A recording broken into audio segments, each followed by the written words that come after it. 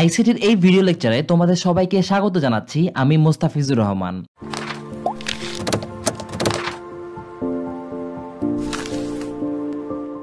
আজকে আমরা এই ভিডিওতে ডেটা কমিউনিকেশন নিয়ে আলোচনা করব। কমিউনিকেশন বা যোগাযোগ যোগাযোগ বলতে আমরা আসলে একজনের সাথে অন্যজনের যে কথাবার্তা বলা সেটাকে বোঝায়। এখন দৈনন্দিন জীবনে আমাদের অনেকজনের সাথেই যোগাযোগ করতে হয়। আমাদের টিচারের সাথে আমাদের যোগাযোগের প্রয়োজন পড়ে, আমাদের বন্ধু বান্ধবের সাথে যোগাযোগের প্রয়োজন পড়ে, আমাদের মা বাবার সাথে যোগাযোগের প্রয়োজন পড়ে। আর ফেসবুকে তো আমরা প্রতিক্ষণে কারোর সাথে যোগাযোগ করতেই থাকি। সো আমাদের এখন যে যোগাযোগের মাধ্যম সেটা হচ্ছে ফেসবুকের মাধ্যমে আমরা যোগাযোগ করতে পারি, আমরা ইমেইলের মাধ্যমে যোগাযোগ করতে পারি, আমরা ফোন কলের মাধ্যমে যোগাযোগ করতে পারি। কিন্তু আগেকার দিনে একটু চিন্তা করে দেখো যে আমরা কিসের মাধ্যমে যোগাযোগ করতাম। আগেকার দিনে আমরা চিঠির মাধ্যমে যোগাযোগ করতাম। এরপর ইলেকট্রনিক যে মাধ্যম আসছে সেটা হচ্ছে টেলিগ্রাফ আসছে গেল। এরপর আস্তে আস্তে যে আমাদের আজকে যে মোবাইল ফোন, ফেসবুক, এগুলোর বিবর্তন ঘটে। সো এখন চলো আমরা যে কমিউনিকেশনের যে বেসিক ডেফিনেশন সেটা একটু দেখে নেই। একজনের সাথে আরেকজনের পরস্পর তথ্য বিনিময় বা এক স্থান থেকে অন্য স্থানে বা এক যন্ত্র থেকে অন্য যন্ত্রে তথ্য বিনিময় হচ্ছে কমিউনিকেশন। কমিউনিকেশন সিস্টেম বলতে আসলে আমরা কি বুঝি? কমিউনিকেশন সিস্টেম বলতে আমরা যে ওয়েতে কারোর মাধ্যমে যোগাযোগ করি সেটাই হচ্ছে কমিউনিকেশন সিস্টেম। এখন আমরা কি ওয়েতে যোগাযোগ করতে পারি? আমাদের এখন ফোনে 2, 3, 4, 5টা ওয়ে এমনিতেই থাকে। যেরকম আমাদের ফেসবুক থাকে, আমাদের হোয়াটসঅ্যাপ থাকে, আমাদের ভাইবার থাকে, আমাদের ইনস্টাগ্রাম থাকে। আর ফোনের যে কল সেটা তো বাই ডিফল্ট আছেই। সো এইগুলো হচ্ছে একটা কমিউনিকেশন সিস্টেমের উদাহরণ। সো আমরা দেখো, ফোন কলের মাধ্যমে যদি আমরা কল করতে যাই, আমাদের দুইটা ফোন ইউজ করা লাগবে, আমাদের সিম ইউজ করা লাগবে, তাহলে আমরা ফোন কলের মাধ্যমে কথা বলতে পারবো। আমরা যদি হোয়াটসঅ্যাপের মাধ্যমে কথা বলতে চাই, আমাদের যে ভয়েস সেটা আমরা অন্য প্রান্তে কারোর কাছে পৌঁছে দিতে চাই, আমাদের যে মেসেজ সেটা আমরা অন্য কারোর কাছে পৌঁছে দিতে চাই, তাহলে আমাদের ইন্টারনেট কানেকশন লাগবে যদি আমরা হোয়াটসঅ্যাপের মাধ্যমে কমিউনিকেশন করতে চাই।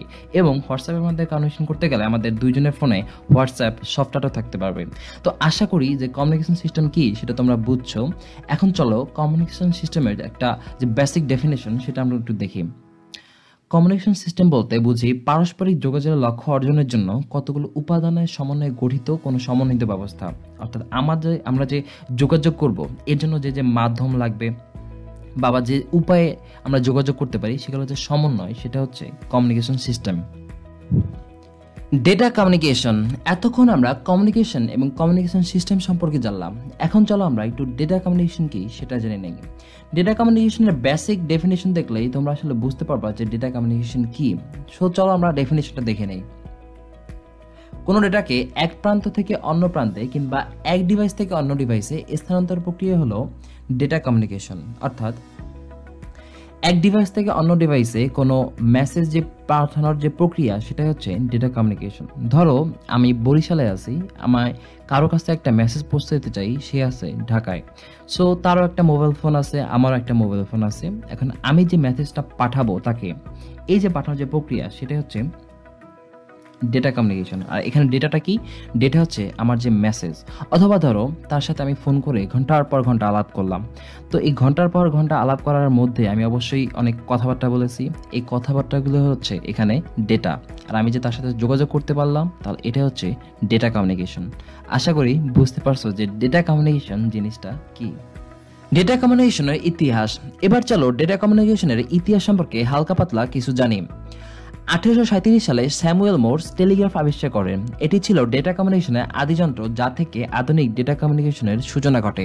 চিত্রে তোমরা স্যামুয়েল মোর্সকে দেখতে পাচ্ছ। অর্থাৎ আজকে আমাদের ফোন কলিং, আমরা যে ফোন কলিং, আমাদের ফেসবুক ব্যবস্থা, আমাদের হোয়াটসঅ্যাপ, আমাদের ইমো, এগুলোর যে ভিত্তিপ্রস্তর সেটা আসলে স্যামুয়েল সাহেব 1837 সালে টেলিগ্রাফ আবিষ্কারের মাধ্যমেই করে দিয়ে গিয়েছেন। কমিউনিকেশন সিস্টেম বিভিন্ন ধরনের হতে পারে, যেমন বায়োলজিক্যাল কমিউনিকেশন। বায়োলজিক্যাল কমিউনিকেশন হলো আমাদের শরীরের হাত, পা, মস্তিষ্ক, ষড়যন্ত্র এগুলা ইউজ করে যদি আমরা কমিউনিকেশন করতে পারি তাহলে সেটা হবে বায়োলজিক্যাল কমিউনিকেশন। যেমন একটা উদাহরণ দিলেই তোমরা বিষয়টা ক্লিয়ার হয়ে যাবে। ডলফিন মাছগুলো নিজেদের মধ্যে বিভিন্ন ধরনের শব্দ উৎপন্ন করার মাধ্যমে যোগাযোগ করে থাকে। তারা একজন আরেকজনের সাথে শব্দ করে যোগাযোগটা স্থাপন করে। এবং এরপর আমাদের যে পরিচিত প্রাণী আছে যেমন কুকুর, বিড়াল ইত্যাদি, দেখবা যে যখন মালিককে কাছে পায় তখন লেজ নাড়াচাড়া করে বিভিন্ন ধরনের অর্থ তারা প্রকাশ করে, অর্থাৎ তারা কমিউনিকেশন বা যোগাযোগ করে। সো আমাদের শরীরের বিভিন্ন অঙ্গাদির মাধ্যমে আমরা যদি যোগাযোগটা করতে পারি তাহলে সেটা হচ্ছে বায়োলজিক্যাল কমিউনিকেশন। এই বায়োলজিক্যাল কমিউনিকেশনগুলো আসলে প্রাণীর মধ্যে বেশি দেখা যায়, মানে মানুষ ছাড়া বিভিন্ন প্রাণীর মাধ্যমে এটা বেশি দেখা যায়। এরপর আছে যে গ্রাফিক কমিউনিকেশন। গ্রাফিক কমিউনিকেশন বলতে ছবি আঁকার মাধ্যমে যদি কোনো কমিউনিকেশন করা যায়, ছবি বা চিহ্নের মাধ্যমে যদি কোনো কমিউনিকেশন করা যায় তাহলে সেটা হচ্ছে গ্রাফিক কমিউনিকেশন। আমরা যে চিঠি লিখি সেখানে কিন্তু আমরা কতগুলো চিহ্নই লিখি, চিহ্ন বলতে ক, খ ইত্যাদি ইত্যাদির মাধ্যমে কিন্তু আমরা একজনের সাথে অন্যজনের যোগাযোগ করতে পারছি চিঠির মাধ্যমে। তাহলে চিঠিতে হচ্ছে গ্রাফিক কমিউনিকেশনের একটা উদাহরণ। এবং সর্বশেষ হচ্ছে টেলিকমিউনিকেশন। টেলিকমিউনিকেশন বলতে আমরা যদি দূরবর্তী কারোর সাথে যদি যোগাযোগ করি তাহলে সেটা হবে টেলিকমিউনিকেশন। সো দূরবর্তী কারোর সাথে আমরা কীভাবে যোগাযোগ করতে পারি? আমরা টেলিফোন দ্বারা যোগাযোগ করতে পারি, আমরা মোবাইল ফোন দ্বারা যোগাযোগ করতে পারি, আমরা ফেসবুকের মাধ্যমে যোগাযোগ করতে পারি। সো এইটা হচ্ছে মানে বিভিন্ন ধরনের কমিউনিকেশন সিস্টেম। তো একটা হচ্ছে বায়োলজিক্যাল কমিউনিকেশন, একটা হচ্ছে গ্রাফিক কমিউনিকেশন, আর একটা হচ্ছে টেলিকমিউনিকেশন। এবং কোনটা কি তোমরা আশা করি সেটা বুঝতে পারছো। এখন আমরা ডেটা কমিউনিকেশনের বিভিন্ন উপাদান সম্পর্কে জানব। একটি ডেটা কমিউনিকেশন সিস্টেম সাধারণত 5টি উপাদান নিয়ে গঠিত হয়, যথা মেসেজ। আমরা অপরজনের কাছে যে ডেটাটা সেন্ড করি সেটা হচ্ছে মেসেজ। এখন মেসেজ হতে পারে টেক্সট, অডিও, ভিডিও, ছবি ইত্যাদি। প্রেরক, যে আসলে মেসেজটা সেন্ড করে সে হচ্ছে প্রেরক। প্রেরক হতে পারে কম্পিউটার, মোবাইল ফোন বা ট্যাবলেট। এরপর প্রাপক, যে আসলে মেসেজটা রিসিভ করে সে হচ্ছে প্রাপক। প্রাপক হতে পারে কম্পিউটার, মোবাইল ফোন বা ট্যাবলেট। এরপর মাধ্যম, আমাদের যে মেসেজটা সেটা অন্য প্রান্তে কারো কাছে পৌঁছতে হলে অবশ্যই যে কোনো একটা মাধ্যম হয়ে যেতে হবে, কারো মাধ্যমে যেতে হবে। কিন্তু মাধ্যম হতে পারে দুই ধরনের, একটা হচ্ছে তার সহ মাধ্যম, অন্যটি হচ্ছে তারবিহীন মাধ্যম। এখন তার সহ মাধ্যমে একটা উদাহরণ হচ্ছে আমাদের যে টেলিফোন লাইন আছে সেটা হচ্ছে তার সহ মাধ্যমে একটা উদাহরণ, আর আমরা যে ফোন ইউজ করি সেটা হচ্ছে তারবিহীন মাধ্যমের উদাহরণ। ডেটা কমিউনিকেশনের সর্বশেষ যে এলিমেন্ট আছে সেটা হচ্ছে প্রোটোকল। প্রোটোকল বলতে আসলে কতগুলো নিয়ম নীতি বোঝায়। যেমন আমরা যদি অন্যজনের সাথে কথা বলি আমরা চাই যে আমাদের এই কথা অন্য কেউ না জানুক।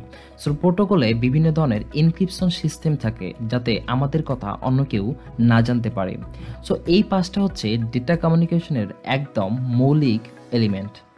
এখন আমরা সিম্পল ডেটা কমিউনিকেশন মডেল সম্পর্কে জানব। সিম্পল ডেটা কমিউনিকেশন মডেল সম্পর্কে জানার আগে মডেল জিনিসটা কি সেটা আমরা একটু বুঝে নিই। ছোটবেলায় আমরা রাদারফোর্ড পরমাণু মডেল এবং বোর পরমাণু মডেল সম্পর্কে সবাই পড়েছি। এখন রাদারফোর্ড তার পরমাণু মডেলে দেখিয়েছেন কিভাবে পরমাণুর মধ্যে ইলেকট্রন, প্রোটন, নিউট্রন থাকে, এবং বোর রাদারফোর্ডের চেয়ে একটু আপডেটেড ধারণা আমাদের পরমাণু সম্পর্কে দিয়েছিলেন। সো মডেল বলতে আমরা বলতে পারি যে একটা সিস্টেম কিভাবে কাজ করে, অর্থাৎ একটা সিস্টেমের মধ্যে তার উপাদানগুলো কিভাবে কাজ করে তারই একটা বিস্তারিত বর্ণনা হচ্ছে মডেল। সো মডেল সম্পর্কে আরও একটা উদাহরণ দেই। ধরো দুইজনকে বলা হলো যে একটা স্টুডেন্ট কীভাবে ভালো রেজাল্ট করতে পারে তার একটা দুইটা মডেল তৈরি করতে। এখন একজন বলল যে ঘুম খাওয়া দাওয়া বাদে তার সারাদিনই পড়াশোনা করলে সে ভালো রেজাল্ট করতে পারে, এটা হচ্ছে একটা মডেল। আরেকজন বলল যে ঘুম খাওয়া দাওয়া বাদে সে একটু শারীরিক ব্যায়াম করবে বা খেলাধুলা করবে এবং এর বাদে বাকি যে একটু সময়টুকু পাবে সেটা সে প্রপার ইউটিলাইজেশন করতে হবে, অর্থাৎ মনোযোগ দিয়ে পড়তে হবে। তাহলে এ একটা মডেল। সো এখানে তারা যে দুইটা মডেল দিল সেটা তারা বলতেছে যে একটা স্টুডেন্ট কীভাবে ভালো রেজাল্ট করতে পারে। ঠিক এইভাবে যে এখন আমরা কিভাবে অন্যজনের সাথে যোগাযোগ করতে পারি সেটাই হচ্ছে একটা সিম্পল ডেটা কমিউনিকেশন মডেল, তোমরা দেখতে পাচ্ছ স্ক্রিনে। সো একটা সিম্পল ডেটা কমিউনিকেশন মডেলে কি কি থাকে সেটা একটু আমরা দেখি। এখানে থাকে সোর্স মানে উৎস, ট্রান্সমিটার সে হচ্ছে প্রেরক, এরপর হচ্ছে ট্রান্সমিশন সিস্টেম মানে হচ্ছে মাধ্যম, এরপর হচ্ছে রিসিভার মানে হচ্ছে প্রাপক, এরপর হচ্ছে ডেস্টিনেশন বা গন্তব্য। এখন সিম্পল ডেটা কমিউনিকেশন মডেল সম্পর্কে আমরা বিস্তারিত জানবো। সো আশা করি মডেল জিনিসটা কি সেটা তোমরা বুঝতে পারছো। সিম্পল ডেটা কমিউনিকেশন মডেলের উপাদান। সিম্পল ডেটা কমিউনিকেশন মডেলের 5টি উপাদান আছে। এখন একটা বিষয় তোমাদের কাছে খুব কনফিউশন মনে হতে পারে, সেটা হচ্ছে একটু আগে আমরা দেখলাম যে ডেটা কমিউনিকেশনের 5টা উপাদান আছে, সেগুলো হচ্ছে মেসেজ, প্রেরক, প্রাপক, মাধ্যম ও প্রোটোকল। এখন পরীক্ষায় যদি শুধু আসে যে ডেটা কমিউনিকেশনের উপাদান, তাহলে তোমরা এই 5টা লিখবা, আর যদি আসে সিম্পল ডেটা কমিউনিকেশন মডেলের উপাদানগুলো লিখো, তাহলে এখন আমরা যেটা আলোচনা করব সেটা লিখবা। আশা করি কনফিউশনটা ক্লিয়ার হয়ে গেছে। এখন সিম্পল ডেটা কমিউনিকেশন মডেলের উপাদান হলো 5টি। এগুলো হলো উৎস, প্রেরক, কমিউনিকেশন মাধ্যম, গ্রাহক বা প্রাপক এবং গন্তব্য। একটা একটা করে আমরা বিস্তারিত সামনে দেখব। উৎস, যে ডিভাইস হতে ডেটা তৈরি হয় তাকে উৎস বলে, যেমন কম্পিউটার বা টেলিফোন ইত্যাদি। প্রেরক বা ট্রান্সমিটার, উৎস হতে ডেটা নিয়ে যে যন্ত্র কমিউনিকেশন মাধ্যমে পাঠায় তাকে প্রেরক বলে। এখন কমিউনিকেশন মাধ্যম বলতে বোঝায় যে তার মাধ্যম বা তার বিন মাধ্যম। এখন প্রেরক যন্ত্র হিসেবে কাজ করে মডেম, অর্থাৎ মডেম আমাদের কম্পিউটার থেকে ডেটা নিয়ে সেটা কমিউনিকেশন চ্যানেল বা তারের মাধ্যমে অন্য প্রান্তে পাঠিয়ে দেয়। কমিউনিকেশন চ্যানেল বা মাধ্যম, যার মধ্য দিয়ে ডেটা ট্রান্সমিট হয় তাকে কমিউনিকেশন চ্যানেল বা মাধ্যম বলে। যেমন কেবল তারের ক্ষেত্রে twisted pair cable, coaxial cable অথবা ফাইবার অপটিক্স কেবল। এছাড়া তারবিহীন মাধ্যম বা ওয়্যারলেস মাধ্যম, এর ক্ষেত্রে হচ্ছে রেডিও ওয়েভ, মাইক্রোওয়েভ বা স্যাটেলাইট। এর মধ্য দিয়ে ডেটাটা এক প্রান্ত থেকে অন্য প্রান্তে প্রবাহিত হয়। গ্রাহক বা প্রাপক, গ্রাহকের কাজ হচ্ছে ট্রান্সমিশন সিস্টেম থেকে সিগন্যাল গ্রহণ করা এবং এই সিগন্যালকে গন্তব্য ডিভাইসের বোধগম্য করে উপস্থাপন করা। যেমন গ্রাহক বা প্রাপক যন্ত্রের একটা উদাহরণ হচ্ছে মডেম। মডেম একই সাথে প্রেরক এবং প্রাপক দুইটারই কাজ করে থাকে। গন্তব্য বা ডেস্টিনেশন, গন্তব্য ডিভাইস গ্রাহক থেকে প্রাপ্ত অরিজিনাল ডেটা গ্রহণ করে, যেমন পার্সোনাল কম্পিউটার। প্রেরক যার উদ্দেশ্যে মেসেজটি সেন্ড করে সেটি হচ্ছে ডেস্টিনেশন বা গন্তব্য। এটা পার্সোনাল কম্পিউটার হতে পারে, আমাদের মোবাইল ফোন হতে পারে। আশা করি ডেটা কমিউনিকেশনের এই প্রাথমিক আলোচনা তোমাদের সবার ভালো লেগেছে। এতক্ষণ সাথে থাকার জন্য সবাইকে ধন্যবাদ।